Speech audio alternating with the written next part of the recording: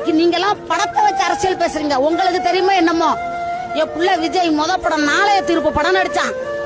நாளைய தீர்ப்பு படம் நடிச்சு அந்த படம் நடிச்ச பணத்தை 3 கிலோ அரிசி போட்டு போட்டா போட்டு எங்களுக்கு கொடுத்தா நாங்க வாங்கியிருக்கேன். நான் வாங்கியிருக்கேன் 30 வருஷத்துக்கு நான் வாங்கியிருக்கேன். நாளைய தீர்ப்பு படம் நடிச்சு என் மவ 23 வருஷம் ஆகுது.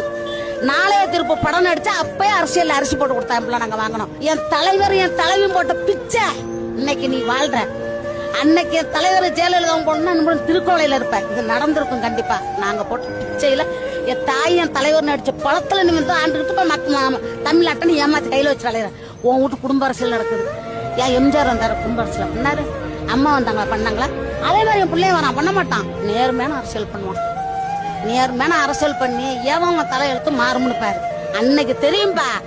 நீங்க பாருங்களா அது நடக்கும் கண்டிப்பா. புள்ள உட்கார வச்சுட்டோம்னா என் புள்ள அந்த பூமியை விட்டு மறைகிற வரைக்கும் புள்ளதான் எம்ஜிஆர்.